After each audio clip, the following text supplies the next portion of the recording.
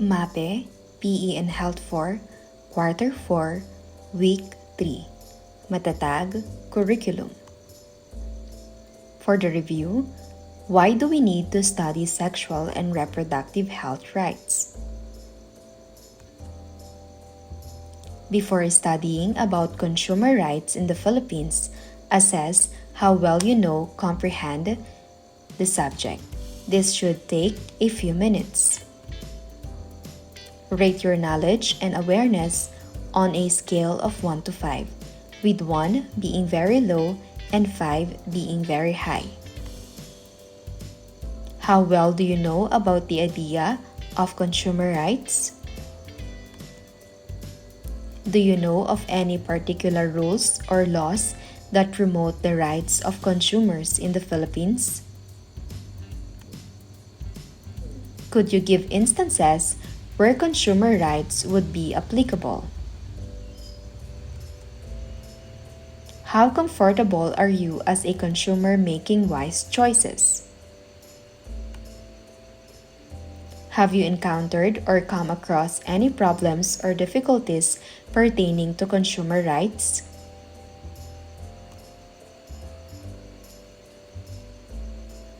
The 8 basic rights of a consumer. Read the statement and arrange the jumbled letters to form the correct word.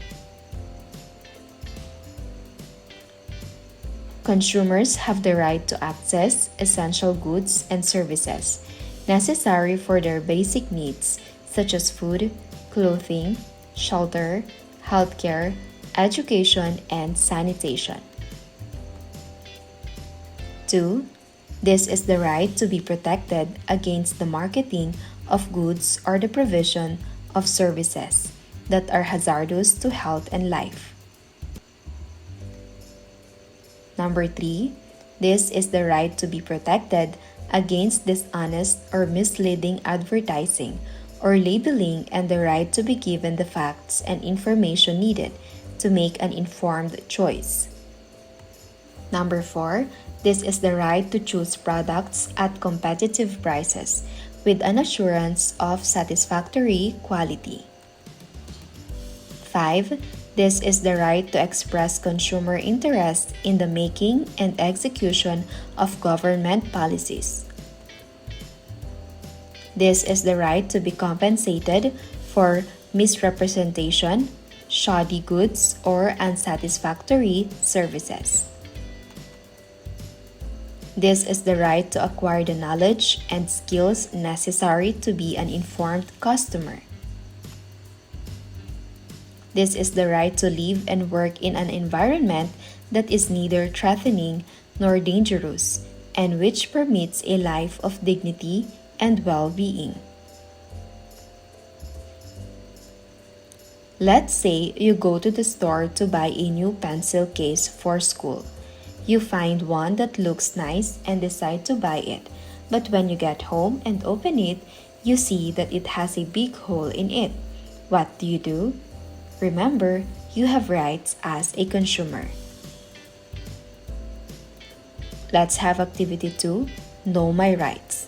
Read each of the following scenarios closely to see whether specific consumers' rights are being violated. Choose your answer inside the box. Write your answers in the space provided. Here are the choices: right to education, right to safety, right to information, right to redress, right to representation, and right to choose. Number 1. Gary is a 16-year-old dropout. He intended to enroll in the alternative learning system, or else, but due to many smoking violations, he was turned down for admission. Very good. Right to education. 2. Barangay Atubao is located in a remote area. By providing free water, it benefits everyone. After drinking water, the residents of the barangay were ill one day. It was discovered that a particular chemical from the next factory's outflow contaminated the water. Right to safety. Anna had a week-long, hard cough. She had a checkup at a clinic. She was given medication, but she was in confusion because the medicine had no label. Right to information. Number 4. Cardo has always wanted a laptop. He had saved enough money for 3 months to finally purchase one. He purchased it from the closest mall's computer store. He made sure it had a receipt and a warranty certificate before he left. Right to redress or right to information. Marisa likes the deals that major grocery stores give. She got 1 carton of sardines at a really cheap price when she went to her favorite grocery store. Later, she found that the canned items were already expired. Very good. It is right to safety. Government policy is developed without consumer groups' involvement. You're right. It's right to representation.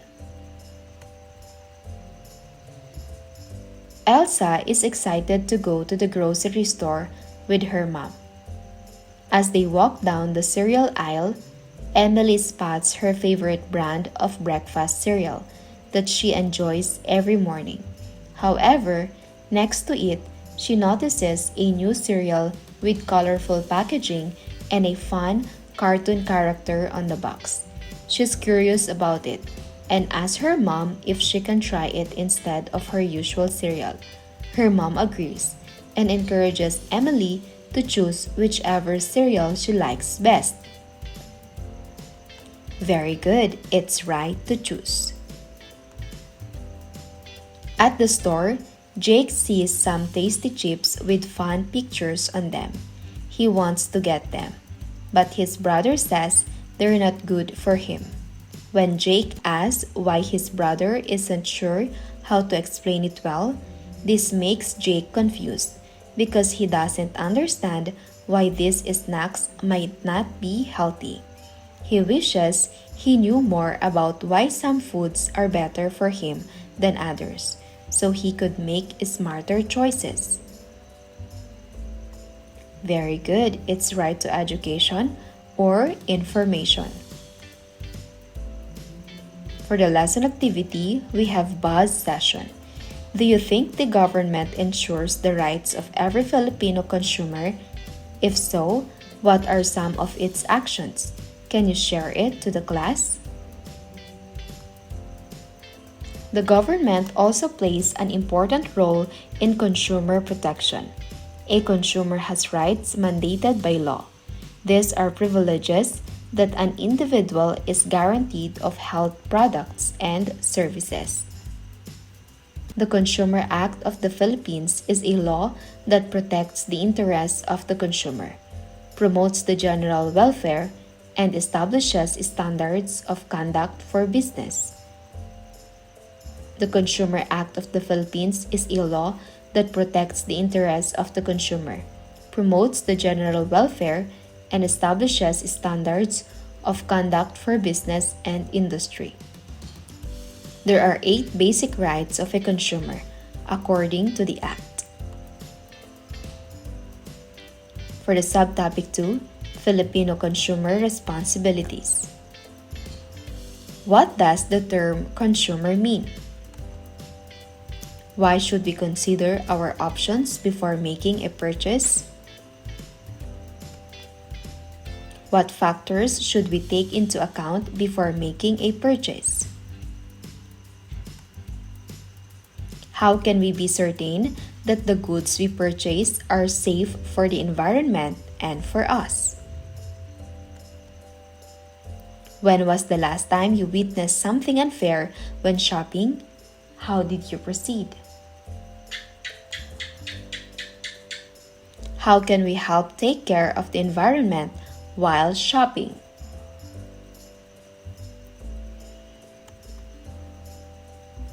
Watch and discover. Let us watch the video about a given situation of a consumer. Consumer rights and responsibilities in the given YouTube link. The title of the video, Consumer PH in a Nutshell, Consumer Rights and Responsibilities, uploaded by the DTI Philippines. For the guide questions, what are 2 examples of consumer responsibilities discussed in the video? How can consumers protect themselves from scams or fraud according to the video? Why is it important for consumers to be aware of their rights and responsibilities? Can you think of a time when you or someone you know faced a problem as a consumer? What did you learn from it? Consumer responsibilities. If Filipino consumers have their rights, what are also their responsibilities? According to the Department of Trade and Industry, here are the consumer rights and responsibilities. Critical awareness. It is the consumer responsibility to be more alert and questioning about the use, price, and quality of goods and services. Action. It's the consumer's responsibility to assert ourselves and act to ensure that we get fair deal. As long as we remain passive consumers, we will continue to be exploited. Social concern is the consumer responsibility to be aware of the impact of our consumption on other citizens, especially disadvantaged or powerless group, whether in local, national, or international community. Environmental awareness. It is the consumer responsibility to understand the environmental consequences of our consumption.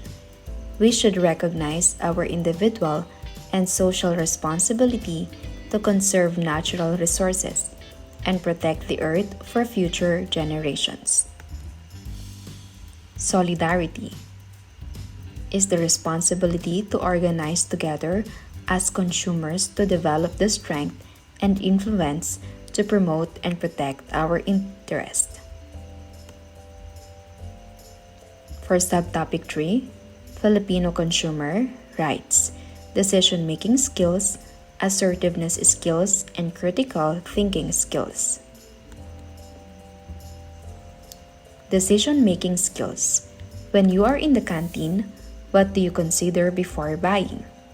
Can you tell me about a time when you had to choose between 2 snacks? How did you make your decision?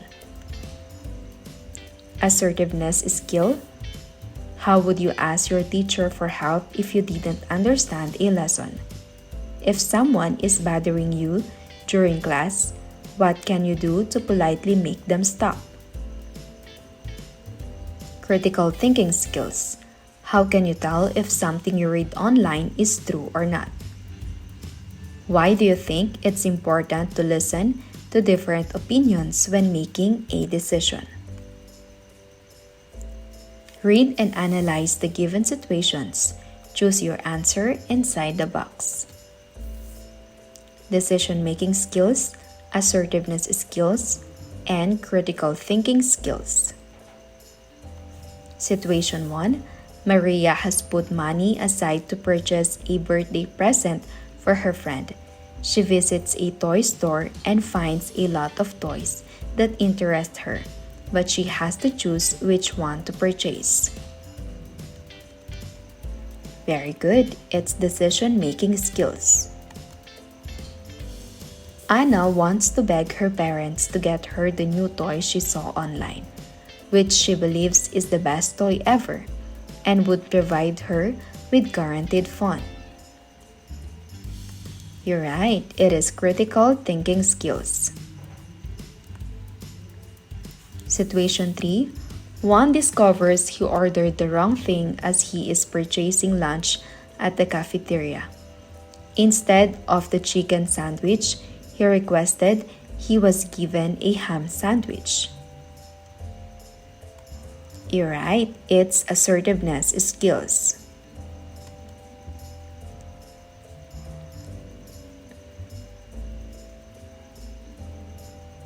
According to critical thinking secrets, decision-making skills, making decisions requires the capacity to decide which alternative is best out of many. Before making a choice, it involves taking requirements, preferences, available resources, and possible outcomes into account. Assertiveness skills, the ability to confidently and respectfully communicate one's opinions, feelings, and demands is referred to as assertiveness skills. It involves putting oneself first, establishing boundaries, and speaking clearly while taking other people's rights and feelings with account. Critical thinking skills. Thinking critically is assessing, analyzing, and interpreting information or circumstances in an organized and systematic way. It includes questioning presumptions, looking over the available data, taking into account many viewpoints, and reaching well-informed conclusions or decisions. For Activity 3, Defend My Rights. Read and understand the scenarios carefully. Write your best answers on the space provided. Scenario 1. You bought a toy from the shop and found it is faulty after using it for 5 minutes. What went wrong? Number 2. Whose fault was it anyway? 3. To whom will you seek help and why? 4. Did the issue get resolved? The pharmacist unintentionally gave you the wrong medication meant for the other customer. What went wrong? Whose fault was it anyway? To whom will you seek help and why? Did the issue get resolved? Let us now answer. The toy was faulty and stopped working after 5 minutes. It was the manufacturer's fault. I would seek help from the store or the manufacturer. The issue should be resolved with a replacement or refund. Next, the pharmacist gave me the wrong medication by mistake. It was the pharmacist's fault for not checking the medication properly. I would seek help from the pharmacy manager to fix the mistake. The issue should be resolved by providing the correct medication. Organize me. Now that you know the consumer responsibilities, it's time to organize the following questions below. To what consumer responsibilities they are being referred to. Read and categorize the questions below by writing it on the box that refers to consumer responsibilities. Critical awareness, action, social concern, environmental awareness, and solidarity. Why is it important to read labels and instructions before buying a product? Can you give an example of a product that you should be careful with when buying? Why is it important to support local business in our community? Can you think of a time when you helped someone make a good choice while shopping? Why is it important to think about how products are made and who makes them? Can you think of ways we can support workers who make the products we buy? What can you do if you notice that a product you bought is not safe to use? How can you help your family make better choices when shopping? How can we reduce waste when we shop for groceries? Why is it important to choose products that are eco-friendly? Here are the correct answers.